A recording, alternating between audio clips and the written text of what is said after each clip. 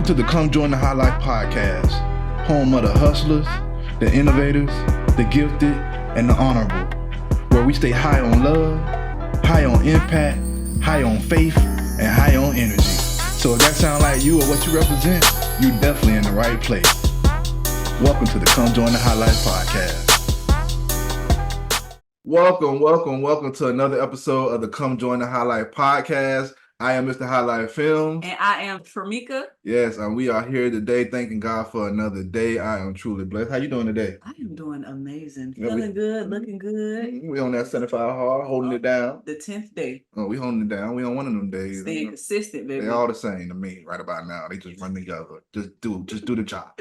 Anyways, so today we got some pretty special guests, you know? Yeah, I'm excited. Got my really good friend. They I call them my friend, but they're more like family. Mm-hmm. You know, we got one that's she's like the healthcare staffing agency guru. So if you don't know, you're gonna know today, you're gonna learn today about healthcare staffing agency. And then we got my guy, and he's just a wealth of knowledge. We have some great conversations. He has a amazing paradigm, the way he thinks and the way he moves and how he supports his woman. I truly respect that. And we just wanted to bring them on today and share them with you guys. So today we have Alisa and we have my good man Carlton Applewhite. How y'all doing today? Doing good. My brother and sister doing very well. How you guys doing? Yes, doing great. Amazing. So I'm doing great, thank you. Oh yeah, we're not friends, we're family. Like we can't change that, right? Like we belong to y'all, y'all belong to us. We keep y'all in our pockets, so no getting away. Yeah, that's it. No exits here. As y'all can see, she was steady there. We had the podcast and she's steady over there working, y'all. She on go 24/7. I don't think she ever stopped. Carlton, do she ever stop? No, she never stops all night long, 24/7. All right. I have to kind of force her to go to sleep. Hey, take a break. Get up, walk around, walk down the steps. I ran up and down the steps with the kids yesterday, which was fun. But that's one of the things that I struggle with as an entrepreneur is turning it off, because I want to get it done, but it's so much that I want to get done. It's just like, man, if I just spend this extra 15 minutes, y'all know how I am about my little 15-minute section. I just need 15 minutes. I'm going to get it done. And that 15 minutes might end up turning to 30 minutes or 45 minutes on that task because I'm so detail oriented. But that is one of the biggest things that I struggle with every day is turning it off. Turning it off, because when I wake up, is right back on. Prayer, meditate, listen to my 7 gospel songs, and it's right back on. That's it. It don't stop till the end of the night. I think that's every entrepreneur out here. We be out here in these streets for sure. Yeah, 100%. But for the people who don't know who you are, tell us who you are, what you guys do, and how y'all what y'all got going on. All right, so I was born in 1985. That's me. I'm also born in 85. No. Yeah. Okay. So Stand up. I be getting on Carlton all the time. I'm like, well, in reality, I was 8 when you were. So I be getting on them all the time. Your age not. So we own a healthcare staffing agency. We help staff medical professionals in hospitals, doctors' offices, and nursing homes. We've been doing it for about 3 years. And it's been a very, very successful business. We came out full throttle. I'm going to say this again. I came out full throttle. Carlton was just like, I'm going to support you from the back. I'm not quitting my job. I'm going to keep the job because true. Yeah, I'm going to keep the job because you're tripping right now. When you talk about taking all our money and putting it into this business, that's just the imagination. But I'm going to support you. Alisa, I was always with you. It's a process, though. It's a timing for everything, though. That's what it is, a process. That's right. So he literally said, I told him I was going to start this business. And, he did support me 100%, but it was still that reserve that I don't know the unknown, right? It's always the I don't know the unknown with him, which makes us the perfect couple because he's like, always like, wait, let me weigh out what's going on. And I'm just like, let's jump. He's like, you know what? I'm just going to get the parachute because this heifer going to jump out the plane. She's going to leave me by myself anyway. So let me get the parachute. I'm going to get the equipment we need just in case we get some scars and bruises. That's the type of dude he is. And I love it because I need that because when I do get the bruises, Babe, this happened, and he come up with his extra stash or something else or some good advice. But we opened the healthcare staffing agency because I've been a nurse for, as of May of 2024, for 20 years, I've been in the healthcare system. So I absolutely love healthcare. I love taking care of people. I love everything about people. I like the fact that like the mind is only treated with the mind, and medications change lives depending on the medicines. Like I'm that girl. I love taking care of people. It is the comfortable thing that I can do is take care of people and cater to people. So when you get paid for doing something you love, it just doesn't become a job. But what I noticed is that I came home. I literally, and I always tell the story, I traveled as a nurse for several years. And when we first got together, I remember I told Carlton, I'm like, what type of job you got? Because I don't deal with men who don't work. I just don't, right? And he looked at me like, Heifer, what type of job you got? Like, because, like these people I've been dealing with haven't had a job. And it was very shocking. It was very shocking to meet a guy who was taking care of females. And I'm just like, I didn't know that exists. My whole life I've been taking care of myself, Jesus. But we literally got together. I told him I was a travel nurse, and I really don't think, and he could answer this part, he got the real grasp of what travel nursing was until I was gone from the house for several months at a time and even a year. And I would fly in and out, to see the kids and see him, and, pretty much fly in and out. And we would go on a lot of trips, but it was months, and then it turned into years. So when COVID came along, I literally went, I said, babe, I gotta go to New York. Like, I gotta go help my nurses. And he's just like, you got a whole family. You got a baby that's 2 months old. Like, what are you doing? Like, this thing is killing people. What are you doing? I'm like, I just gotta go figure this out for myself. Right. And I don't know if it was like a midlife crisis or, postpartum depression. I don't know what it was. I just know that I've seen a lot of people dying, and I had a skill. I've been an ICU nurse, I've been an ER nurse, so a critical care experience, a lot of that. I had a skill that I know could help. I know that that part of that skill could help somebody. And I knew it meant the sacrifice of me dying. And I knew it meant the sacrifice of me never seeing my kids anymore. But that is the risk that you have when you're a medical professional. When God gives you a certain skill, it's certain risks that you just take. That's just part of the profession, right? But I wholeheartedly believe everything in God. Everything, I love God, absolutely. So I'm going on God's will. I'm going on God's calling, and I get there, and it physically and mentally changed me. And Carlton could go into more detail about how he felt like it like mentally changed me because he tapped into that. So how was I then, Carlton? Uh, well, when you went to California, well, first you went to Brooklyn, right? Was it Brooklyn first? Uh-huh. You went to Brooklyn first, Brooklyn, New York, man. You went there, and at this time, COVID-19 was coming to a height of it. A lot was going on. A lot of people was dying. People getting sick, going through a lot of traumas. Everybody's kind of chaotic and in a state of confusion. And it was, and like you said, it was almost like a calling from the higher power of God, calling you that you had to get over there and save and help people. And at that time, no question about it, you just kind of jumped into your hero suit. And I completely understood it all. Like, of course, I didn't want you to go to Brooklyn, New York. Because there's a lot goes on in Brooklyn. Everybody who knows Brooklyn, know Brooklyn, right? A lot goes on there, right? And I'm always been the person that want to protect, my wife, my kids, my family, everybody I love, but I understood that it was a calling there, and I seen it in your eyes that you had to go. You wanted to save people. You wanted to help the world, and that's the type of person you always been. But as you would call and we would talk and we would do video on phone and stuff like that, I would see, the changes that would take place in your demeanor and in your eyes from what you were seeing, what was happening on a day-to-day basis, hours on hours, and being fatigued and seeing all that was going on behind the scenes in the ER and stuff like that. And I seen that like you said, because you had said some things before, like this makes no sense. Bodies on bodies thrown into trucks.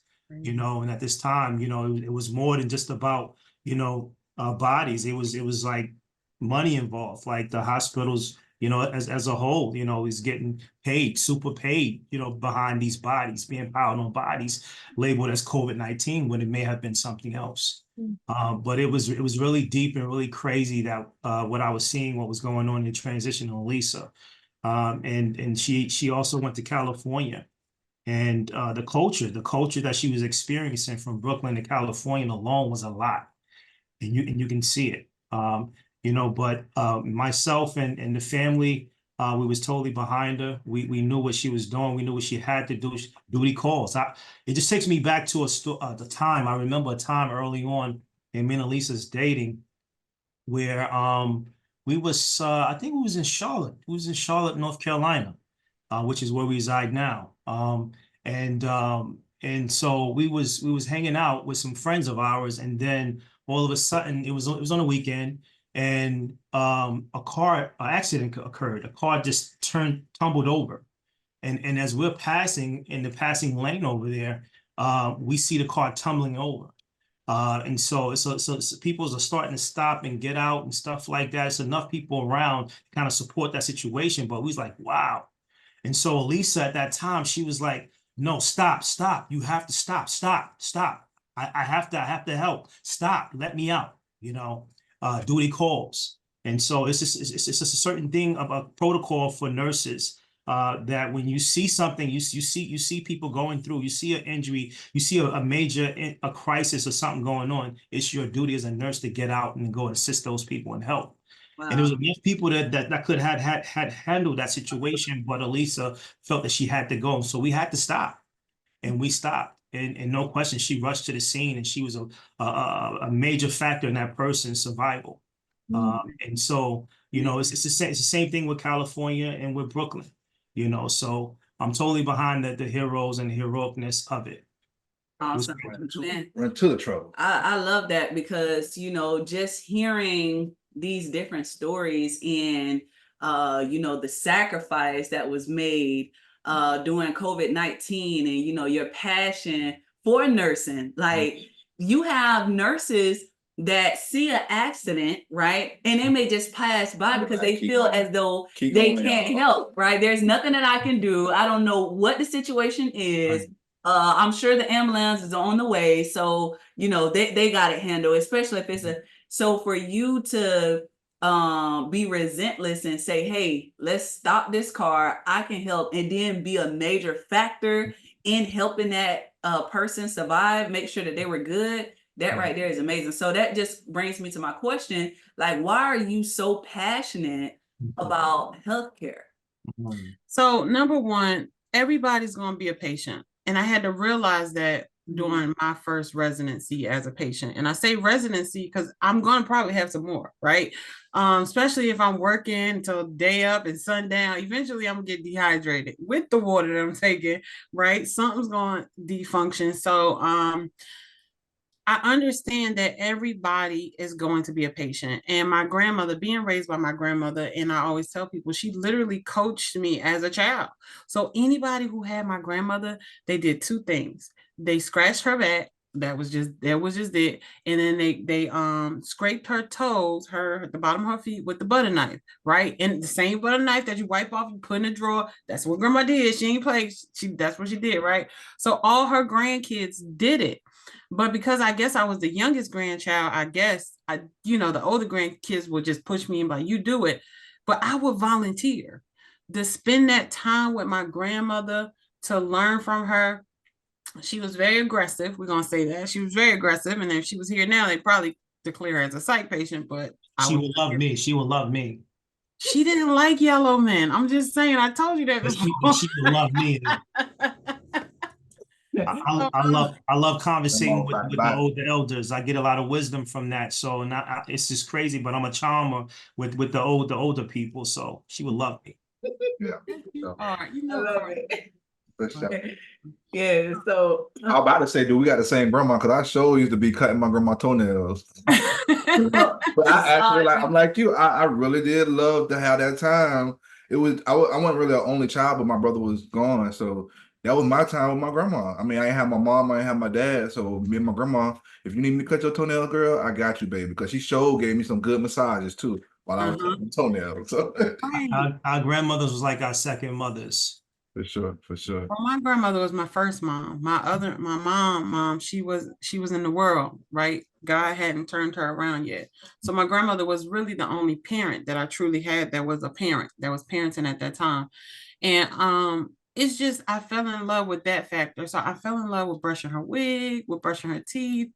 And I'm just like, all right, I really enjoy taking care of people. So all throughout my childhood, in my adulthood, I've always taken care of people. And Carlton, we got together and I'm just like, hey, can this family member live here? And he's like, yeah, okay. With one, okay, that's fine.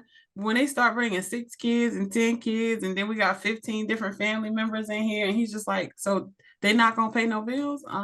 No, no, we family. They got to get themselves together for 3 to 6 months. And then, and he's just like, yo, and then like we got burnt out on that quick. But These are grown that's people. that's how my grandmother raised us up. We grew up in a 1-bedroom apartment in New Jersey in the projects. And it was 12 people, right? So if it was a floor, and as long as you had a blanket and a pillow, you had somewhere warm to sleep, right? And as long as she had her beans and her rice or whatever, you had something to eat. When times would get really hard, she would send us over to the bridge in New Jersey and have us go crabbing. That's why I can't stand crabs now, because we would have to go crabbing at the end of the month. And I'm just like, yeah, I know money getting tight because we got to go crabbing. We got to go get these crabs, right? But she did the best she could do, raising almost 12 grandchildren by herself, while her kids were being, deciding not to be adults at the time. So it's like that love alone. And then I worked at like Family Dollars, and then from Family Dollars I did like McDonald's for like a month or two. And then I went to like I told y'all earlier, I'm always in school, so school has always been my sanctuary, right? And that's a whole nother conversation. It's always been my safe place. But I got my first healthcare job in school. It was a career guy there named Mr. Lucas. I absolutely love Mr. Lucas. He said, Alisa, I had my son when I was 14, right? So by me having my son when I was 14, I had him in 8th grade. By the time I got to high school, I had a whole son. And by the time I was 18, I had my own house in high school, living in high school with my own son. So all my friends and stuff, they would come to my house because I would always cook Sunday dinners like my grandmother cooked Sunday dinners. Moved to Carolinas when I was about 17. It's about 16 and a half. No, I was about 17 when I moved to Carolinas, right about to turn to 18. And I just always had this old soul, and I love being around people, and I love catering to people. But I'm at the school with Mr. Lucas, and he's like, hey, we have this job at Bridgestone Firestone, which is a tire plant. It's in the medical department. You could be the assistant secretary to the secretary. So I get there. I absolutely love it. My first office job ever. And I think I was getting paid, y'all, I know, like 290, 280 a week, but you couldn't tell me I wasn't making no money, right? You couldn't tell me I wasn't making no money. Like I was making money. And I had the first chance ever in my life, while I was in that position, to meet nurses, licensed practical nurses, and a physical doctor. Like I seen doctors, but that was like a doctor that was a friend, and they taught me through everything. Even though since I was 11, I always wanted to be a neurosurgeon. It's crazy, y'all. It's so crazy. So I knew I wanted to be a neurosurgeon since I was 11, because Denzel Washington and his wife Pauletta Washington. So when I meet them, I'm going to thank them for this. They had this scholarship out for African Americans, and it's still out. So Denzel Washington's father had suffered with a dementia and some Alzheimer's, and they actually put in their money for African American people that wanted to go to school to be a neurosurgeon, to pay for your schooling to try to, learn to cure the disease. So here I am at 11, like I'm going to be a neurosurgeon. Everybody's like, oh, how can you afford it? You're in the projects. Denzel gonna pay for it, sir. What you mean? Like, this is what they do, right? So, Okay. them grades are good. So Denzel gonna pay for it. But just having that hope of Denzel paying for it, the nurture of my grandmother, like coaching me and coasting me, and then Mr. Lucas put me in the medical field, it just set me up for being in medicine. So I end up actually at school, we had a CNA program in the high school. So when you graduated, you had a CNA license. So while I was in the high school, Miss Fleming, I absolutely love her. She was a nurse, a registered nurse that I got a chance to meet. And she was like, you need to take this program. It'll help you get a job when you get out of high school. Because again, I had my son when I was in high school, and they were trying to figure out ways I could make large amounts of money, you know, during a short period of time. And they put me with the CNA, and it was rap. You telling me I can wash old people, brush their hair and brush their teeth, and I'm getting paid to do this? Oh man, and listen to their stories all day and feed them. Man, that was the best job ever. That God Jesus. That was the best job to me, being a CNA. The only reason why I left being a CNA, because I had got my back got hurt so many times. It's a very, very straining job on your back. But I loved it. I probably would have stayed a CNA all my life. So I ended up going to school. I ended up being a CNA. When I graduated, Miss Fleming said, she said, you need to be a nurse. And I said, I'm gonna be a doctor. I want to be a nurse. She's like, you need something now that's going to pay for you to be a doctor. Like, because of your life situation, you need steps, right? And I'm just like, all right, cool. So in school, working, working at Firestone, they truly supported my schedule. Literally finished, graduated, went to the LPN school, worked as a CNA for about 4 years in nursing homes, went to LPN school at the public college, and I finished that. I became an LPN. I worked in a nursing home for about 3 years as an LPN, but I had met I went to the hospital to work as a CNA in the hospital because they wouldn't let me work there as a LPN. And from that point period, I was a psychiatric nurse too. So I always had 3 jobs. Y'all. I always had 3 jobs. Streets. I be out in the streets. Like, if they gonna give Like you the the money, I'm gonna Jamaicans. get it. Why Jamaican- would I just get money Jamaicans. from one source? Right? That part. This is why they create all these jobs and businesses. So I be out here, like, be out here in these streets. So I Awesome. literally got the LPN, went to work in the hospital, fell in love with this nurse called her name is Lori, right? She was everything a nurse should be. If you think about it, compassionate, she was knowledgeable, she knew everything it was about ER nursing. And she literally said to me, I'm going to make you an ER nurse. And her belief in me turned me into an ER nurse. And I'm like, when I go to school, I'm going to school to be an ER nurse, because at the end of the day, I'm an LPN, which they joke and say is a low paid nurse, because they get paid less than an RN, but it's still a nursing position. So I'm like, I got to go get my RN, because I want to be in the ER. I want to be in this blood, this guts, and all this stuff. And I want to be able to give medications that save lives. Oh, And that's what special kind of happened. person. Special person, man. You know, Love it. when I met Alisa's mother, her mother told me that Alisa, she says, I got a daughter I want you to meet. And my daughter is she's almost a brain surgeon. She kind of, I think you missed the test by a few points to being a brain surgeon or I something. never took the test. That's what I'm saying. I don't know what she told y'all. Oh, okay. Mama was recruiting. Let mama recruit. And I was like, wow, this girl is super All smart. I know, Carlton, is she a brain surgeon. That's all I need to know. Come get her. You Come know, get her. I was like, wow, Teach you a thing about a thing or two. yeah, you know, I love intelligent, smart people. So it was right down my lane. I was definitely highly interested in meeting her at that time. I love all the passion behind your story, Alisa. And but I want to talk to you a little bit, Carlton, because Sure. with her going through all that and being on the road and them long nights and want to stop for every emergency. Yeah. What did that do for you? Like how did that help you grow as a man? Well, honestly, man, I've always been like a strong individual myself, and I always cared about people as well. From a young person, I actually come from the neighborhoods as well, the urban areas, as well, man. And I've seen a lot of tragedy around me, a lot of tough things around me. And I always wanted to make change. I always wanted to make my situation better, my brother's situation, sibling situations better. I wanted better for them. I wanted better for myself. And I definitely wanted better for my children.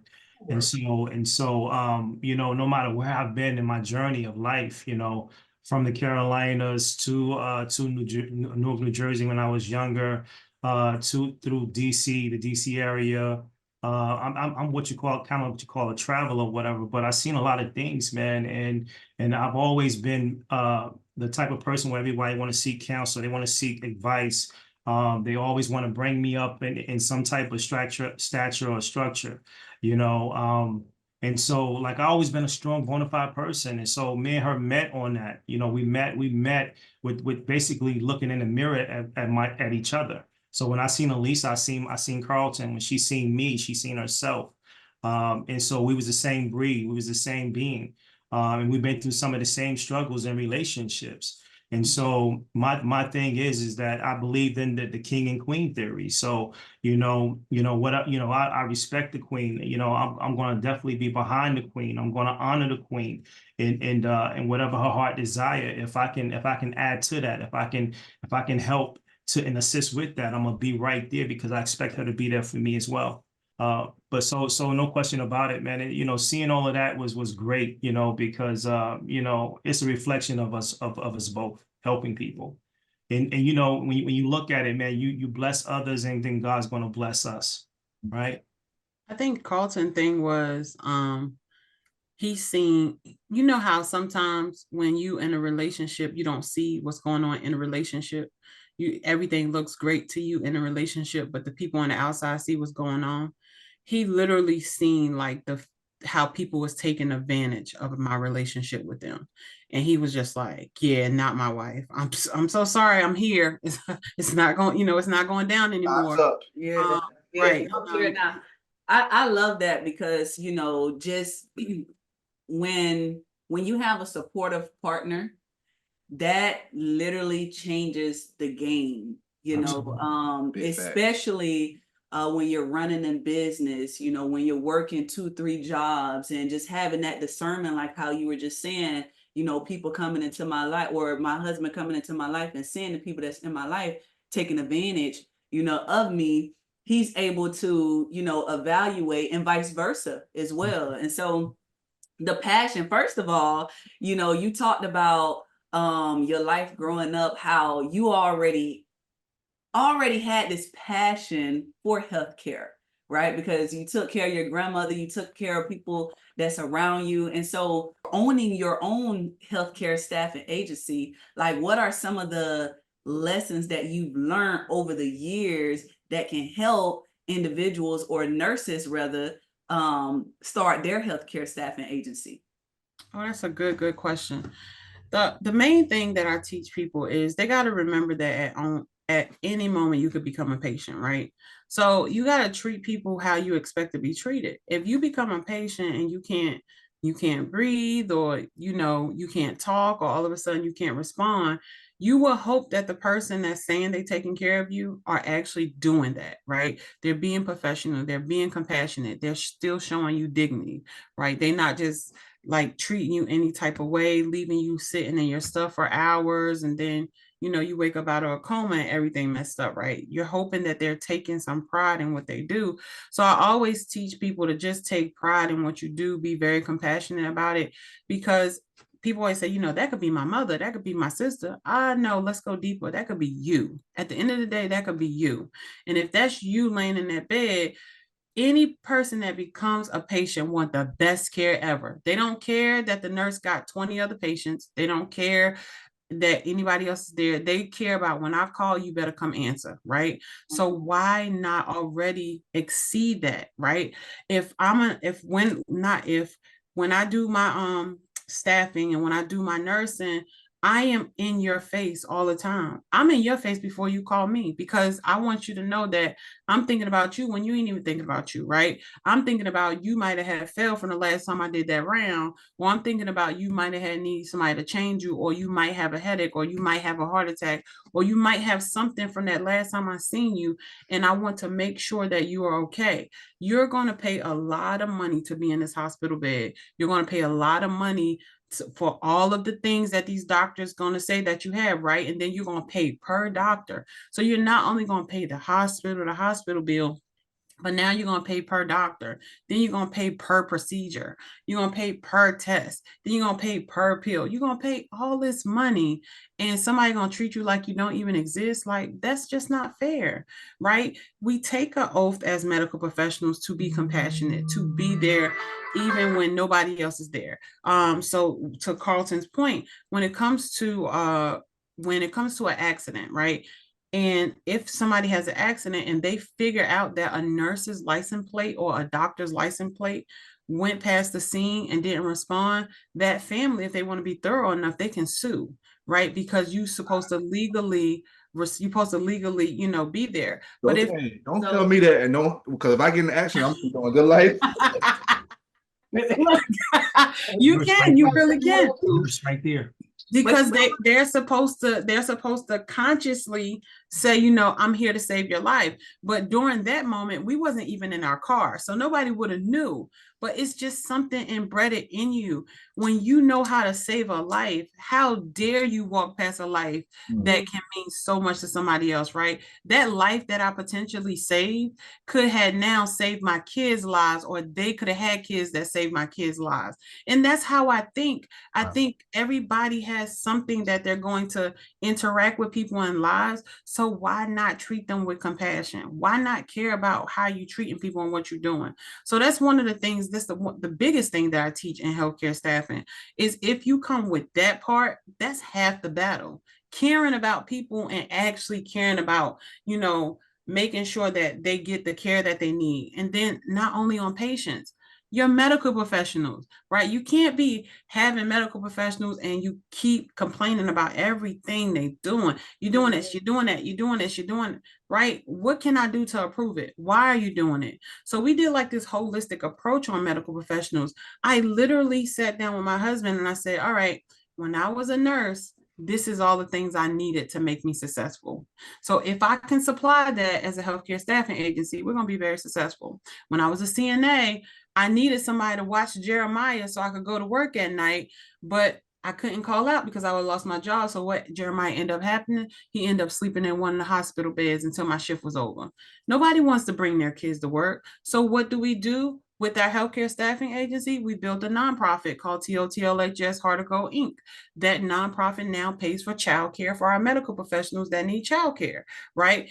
When our car broke down, like, I remember riding a bike to work. I remember walking to work. I remember my first car was $400. It was shut down at every light, right? Like, literally, and I would jump it back up and keep going because I had to keep moving. So what we do with the nonprofit, we provide car service for our medical professionals, right? Light bills. I remember lights getting cut out. My mom wasn't a responsible parent for a very long time. So I remember our light bills being cut off and us taking the extension cord and putting it through the window to get some lights and getting a bucket of water. I was the only one did that. Thank you, Jesus. There's something else.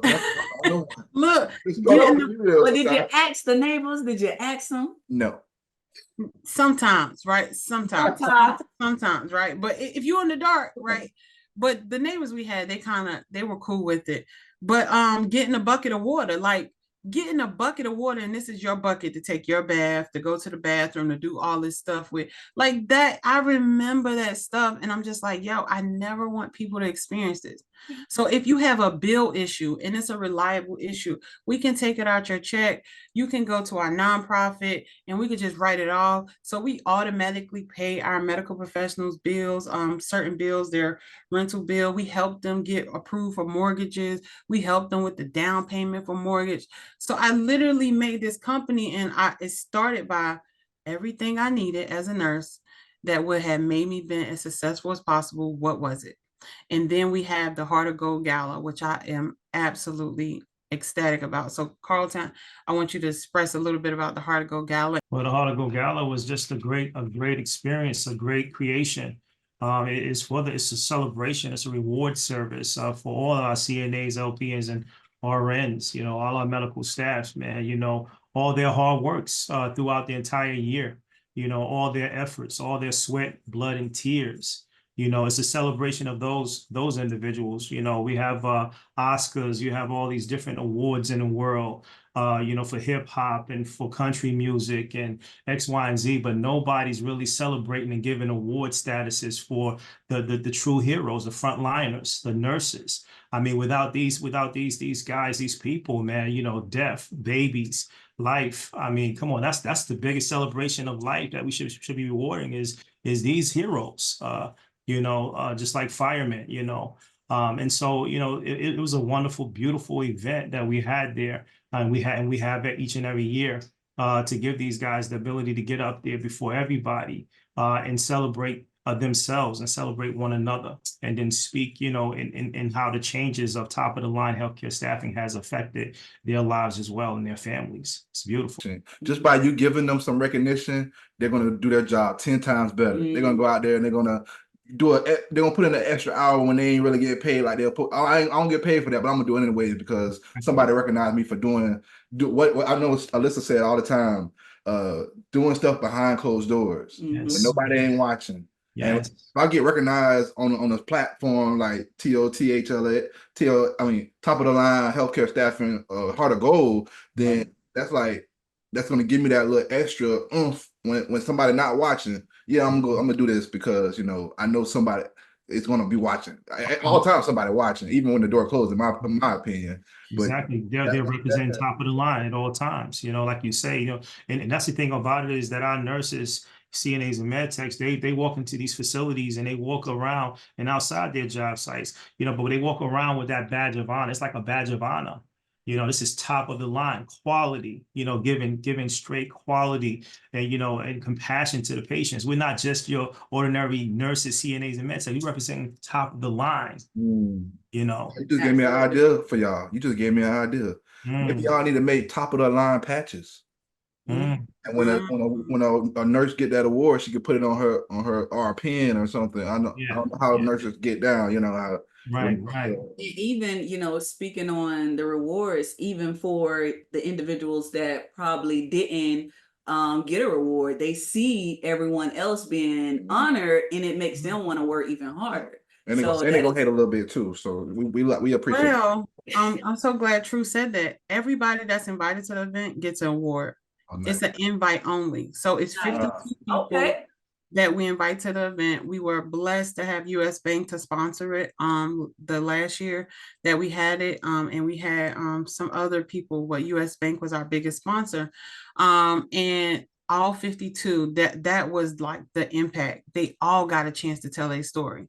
So it's like I finally get to hear medical professionals tell that story. And I always say this with Miss Wanda. I absolutely love her. She's a registered nurse that has worked with me forever. She said, I have been a nurse for 20 years and nobody has ever given me a platform to say thank you to me. And I'm just like, yes, God, yes. Like, thank you for creating this platform. You're so awesome in every way.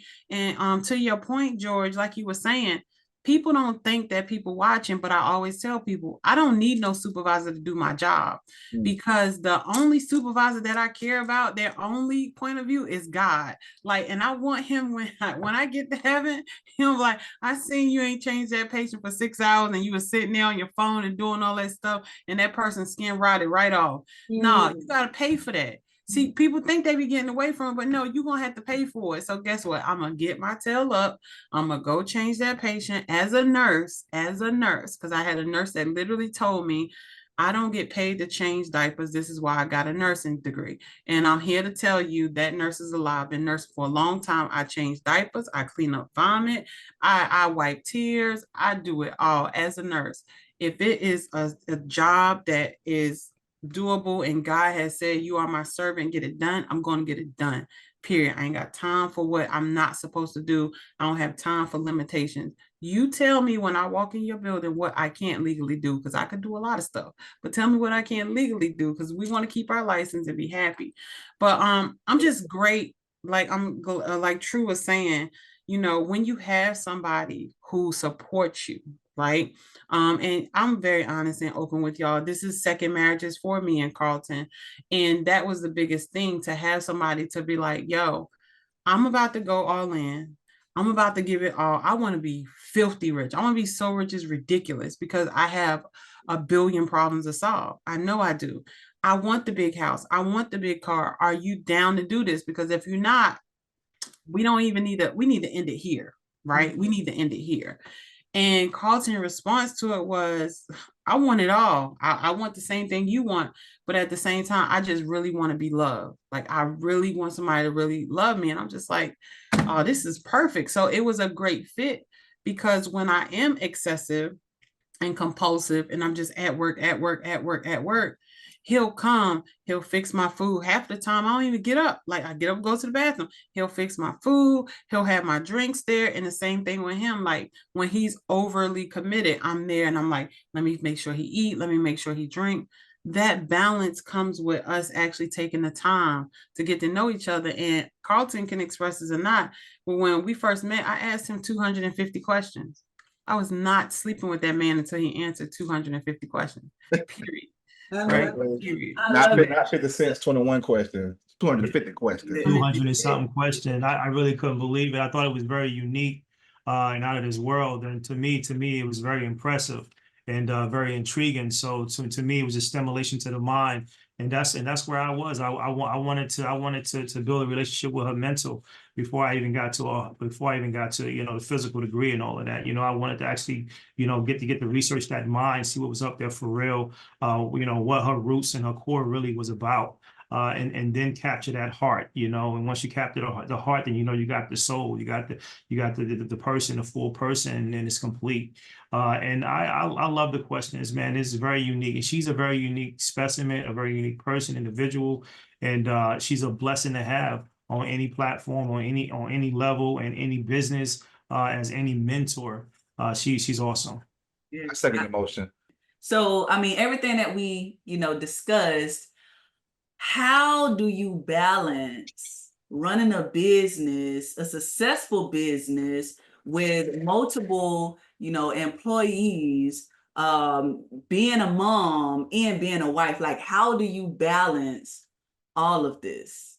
That's a good question, sis. I don't. There's no balance to this, right? People keep saying, if you do that balance, there is no balance. Somebody is going to be suffering. Somebody ain't going to get the attention, right? So I got 5 whole kids. I make sure I text them every morning to let them know I love them, right? I don't have all the conversations with them every day. The 4-year-old and 9-year-old, they get the most attention because they pop in and out of the office, and I make sure, this is one thing that I do for myself, is I make sure that when they come and they pop in the office and they want me to look at something, like the other day, amazing, the 4-year-old, she wanted me to look at rainbows that was in the carpet.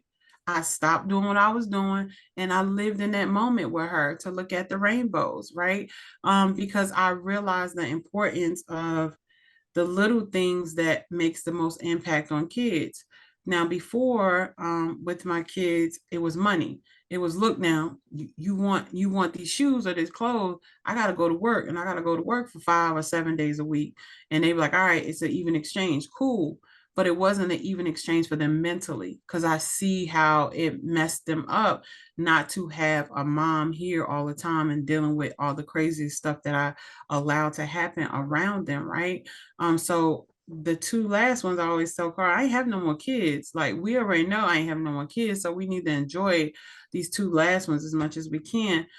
So I balance it by extremely being focused. This is why I'm so intentional about my time. I don't have much time to share with everybody in my circle. And it's sad because my friends, where I could sit and just sit at their house and watch TV with them, now I can't even enjoy TV. I can't enjoy TV, not even with my husband. It's like, man, it's something more important than what I'm watching right now. And this is not gaining me any money. And this is not gaining me any insight. This ain't even helping me to grow my mind or expand it. So how can I waste this time? And I had to learn that sometimes you have to just be in that moment with them. So I had to learn not to waste my time, but also be in the moment with them. So how do I be in the moment with you? While you're sitting here watching your show, I'm reading a book. While you're sitting here watching the show, I have one thing in my ear where I'm listening to something that's educating me, because this trash you're listening to is killing my mind. It's killing every cell that can be potentially possible for me. When I'm with my teenagers, I literally sit in a moment with them. I ask them questions. How is their day? How is stuff going on? And then I deal with them. I deal with my teenagers, and then my little ones, again, rainbows, coloring, let's play a game for 15 minutes. Let's run up and down the stairs or go walking. So now I'm doing multiple things with my time. So I know I have to physically walk. I know I have to move.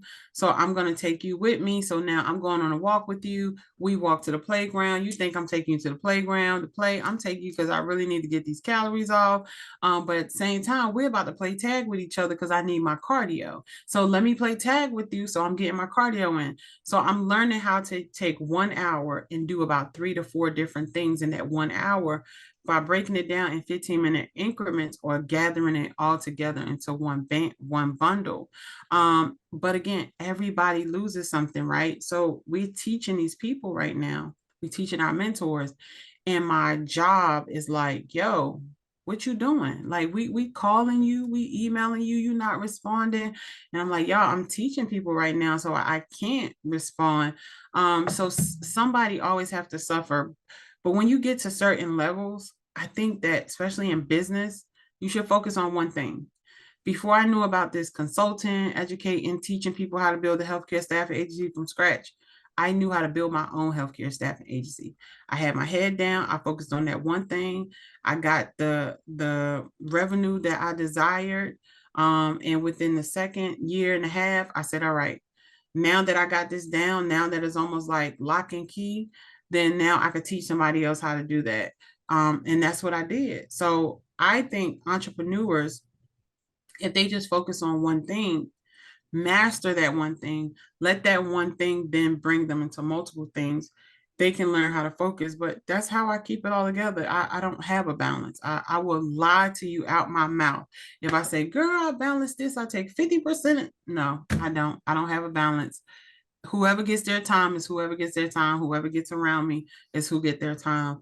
And my friends, like I said, I probably see my friends, I don't know, every 3 or 4 months, where I used to see them every weekend and sit in their house and drink and chill and do all that. But I don't drink anymore, right? I don't watch TV anymore. So I'm kind of the boring friend, right? I'm kind of the boring friend now. But God brings great people like y'all around, and now we become family, and it's not boring anymore because I could sit with you and I'm like, yo, I was reading this book and you're more interested in me reading this book than me telling you about what happened on Empire or what happened on whatever show is out now that I don't even know about, right? You're more interested in like, man, I'm drinking this whole gallon of water today than me saying, oh man, I just took 10 shots of Hennessy. You're more interested in that, right? So God puts the people around you that needs to be around you for your elevation.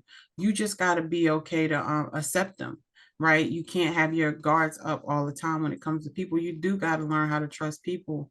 So I think that is the only balance I have, is just going with the flow, and allowing God to be God. Yeah, I couldn't agree more, because I mean, as a successful businesswoman, as a mom, as a husband, you have to get what you need done. And sometimes, your husband is going to need your attention and you give him his attention. Your kid's going to need their attention. You give them their attention. Your business going to need it. So, it's just about time management. That's where time management just comes in as well. But yeah, I was going to say, and speaking of time management, my friend, don't you have something that you use on a daily basis? Can you tell us a little bit about that? I have what we call a 24-hour schedule. So the 24-hour intent schedule, I always give credit for where it's due. It was inspired by Nehemiah Davis, because I took Neo's challenge and he's like, I want you to write down your 24 hours and I want you to write down what you do for these 24 hours. And I did it. But then I'm just like, oh, I'm wasting time. I literally calculated my whole week because I'm OCD. You tell me to do one thing, I'm gonna times it, and I times it by 7 because now I want to know how much hours I'm wasting. And y'all, I did that 24-hour schedule initially. I literally, out of 168 hours a week, I was spending about 4 to 5 hours with my husband a week, a whole week. And I said, how can a relationship thrive on 4 hours of attention? Right? I get it. You love me. I get it. I'm your babe. I get it. You know, we ain't never going anywhere, but that means I'm not getting attention too. And that's just not God. Alisa needs attention. Hello, I'm here. I'm in the room. I need you to pay attention to me, right? So it's like, I had to realize if I didn't never did that project, I wouldn't knew how much time I was wasting. And y'all, I had like 4 hours with my husband and like 20 hours a week of TV. What in the world? Like something is wrong. At this point, something is wrong. So I take it a step further. I write down the template, and that's how I write it. Just like Neo says, I get to not partner, but I get to meet Grant Cardone, and I'm listening to Grant Cardone's teachings, and he's just like, look, if you can't master something in 15 minutes, you got a problem. And I'm just like, 15 minutes, that's a short time. So here I am, my competitive self. I'm putting on the clock, I'm putting on the 15-minute clock, and I'm like, yo, that would have normally took me an hour. But because it was so concentrated, and my husband and my kids, they know, they see this clock on this computer or on my phone, they walk out the room. They won't even come bother me because they know that when it beeps, then you can come bother me, right? So it's like when that 15 minutes is on, I feel like I can conquer the world. I'm in NASCAR right now. Like I'm racing. I'm going to get to the end of this race. I'm telling you, this clock is not going to beat me on this task. I'm going to get this task done for that clock. So it's like it's like that adrenaline rush for me. So I literally created a schedule where for 24 hours a day, it's broken down to 15 minutes. And if you actually focus on just 1 hour of doing that 15 minutes, putting that clock on, you will be like, yo, this thing that would have took 2 hours, it just now it took 15 minutes because our minds, and we have fooled ourselves for years to think that we can multitask. Our minds was not built to multitask task like paperwork, like doing your emails, like getting something done, right? Not spending time with your family and partying and not that type of multitask, but like getting the task done. Our minds wasn't focused that you literally have to reacclimate your mind for the new task that you just entered into that 15-minute block. So why not take 15 minutes on the clock and be like, yo, it's me or you. It's me or you. Like, and if I lose, I got to do this. If I lose, I got to do that. So I'm very, very intense with my time. And ever since I did that 24-hour schedule, man, I have hours that I have nothing to do. And because I'm so OCD, I have a creative book. As I was telling True, I go through my creative book and say, what was I supposed to create? And I start creating it, right? Or I'll say, I got 3 hours to mess with. Let me go watch a movie with my kids. I only watch Disney movies, right? Because Disney movies increase imagination. A good thinker has a great imagination. I need something to increase my imagination. They always make me feel like I could jump off a cliff and someone's going to save me at the end. So I don't advise nobody to jump off the cliff and do it, but that's just how Disney makes Meet the Robinsons. Meet the Robinsons is one of my favorite movies. Yeah. Okay. Have you seen that one? Yes, I have. I love it. I love that movie. Keep moving forward. Keep moving forward. Yes, yes. This has been an amazing interview. Yeah. As y'all see, we can go on forever with Alisa because she's such a good friend of ours. Like she said, family. And Carlton, man, we have so many great conversations. But before we get out of here, I gotta ask you something. So if you don't know, High Life stands for hustler, innovator, gifted, and honorable. And it's for those who high on love, high on impact, high on faith, and high on energy.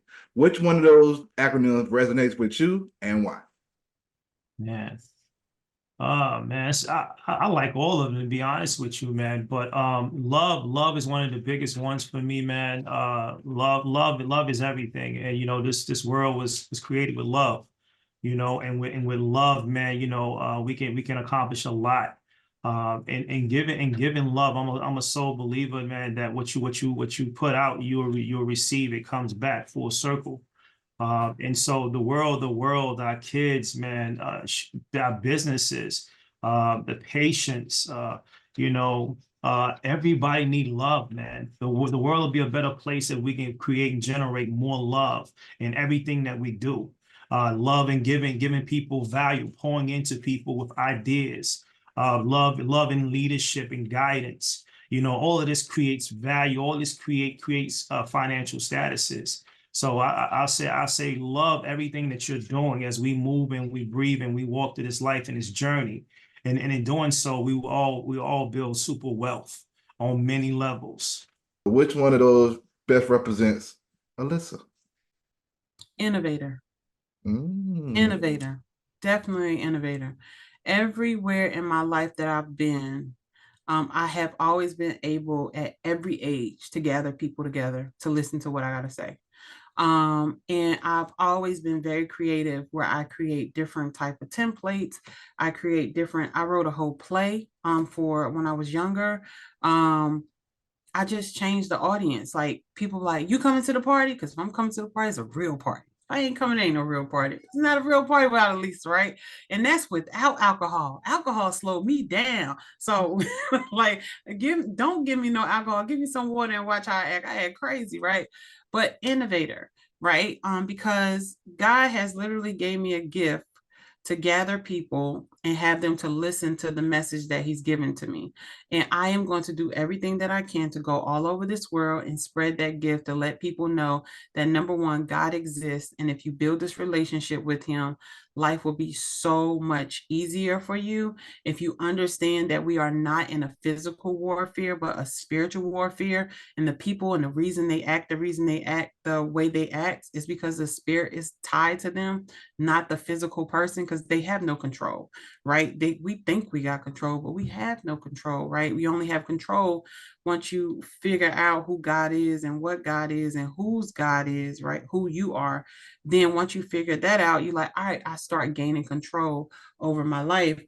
So definitely, I am an innovator. I will be, and I'm saying this on every show I go on, I'll be the first African-American Black billionaire in healthcare staffing, right? I have to give my honor to Miss Janice Bryant Howroy. She is the first African-American Black female that is a billionaire in staffing. So staffing general.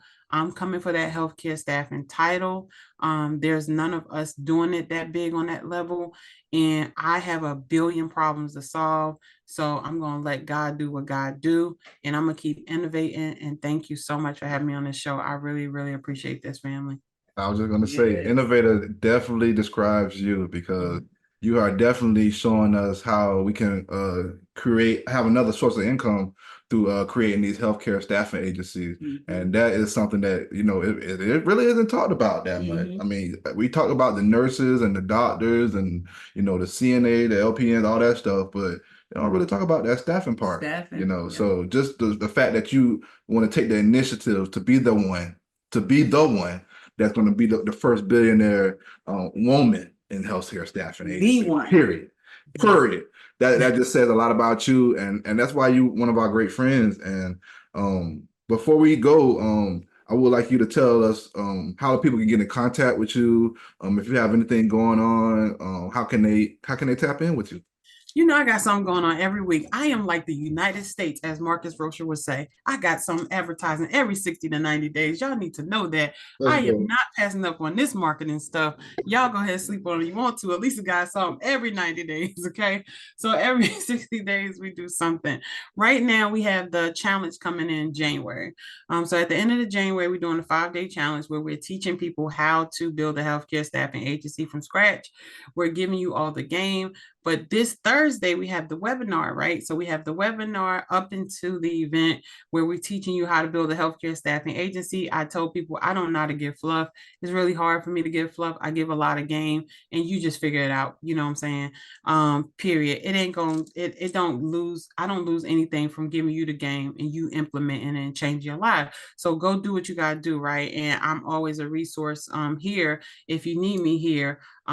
Additional prices, of course, but I'm also a free resource.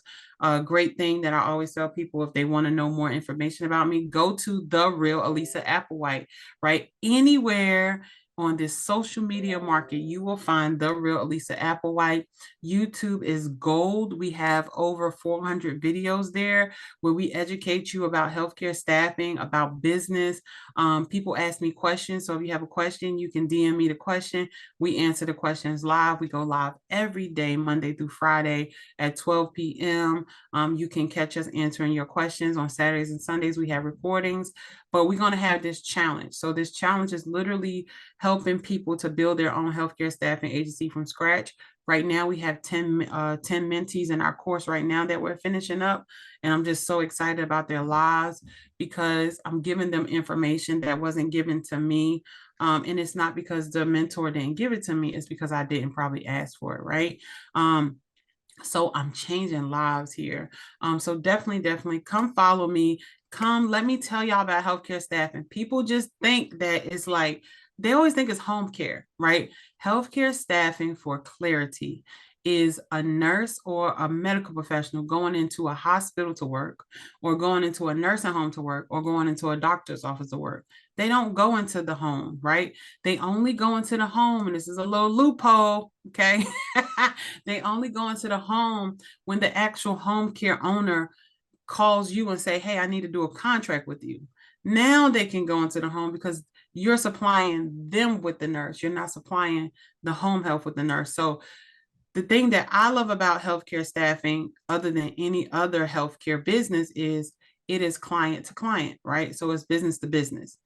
I'm giving you a nurse, you're going to pay me directly, right? You hire a nurse, you got to wait for the government to pay you. And the government's a great payer. I'm not saying it at all. I just want my money quicker. I like 15 days. I like 30 days. I like 45 days, right? Government could take anywhere to 90 days. I just want my money quicker. So give me my money quicker so I can finish doing the goals and stuff that I have to do. But you get to actually help medical professionals get somewhere and take care of people. The same people that's going to be you, when something happens to you, right? The same people that are going to be there when your kids need them. The same people that are going to be in that hospital taking care of your mama, your daddy. Those same people. You get to have a choice on the type of person that goes into that arena and takes care of people. So why not? Why not choose it? Stop complaining about the windows being short, people not being there, not having staff, when you have the capability of starting your own healthcare staffing agency and putting people to work, period. That's But called thank you. impact. Impact. Them parts. So thank you so much for coming on. Come join the Highlight podcast. We definitely appreciate you, sis. And we got to have you back, most definitely. Because, I mean, this is just the tip of the iceberg, y'all. Yeah. Absolutely. Sure. So thank you so much, sis. And thank you, Carlton, as well. We appreciate you guys for coming in and giving us all this knowledge. I mean, we got y'all for a couple of minutes. So this is like True just said, just the tip of the iceberg. So we definitely going to have you come back on. With that being said, this has been another amazing episode of the Come Join the Highlight podcast. I am Mr. Highlight Film. And I am Tramika. Do something today that your future self will thank you for. And please don't forget to Put some respect on your mind. Every time.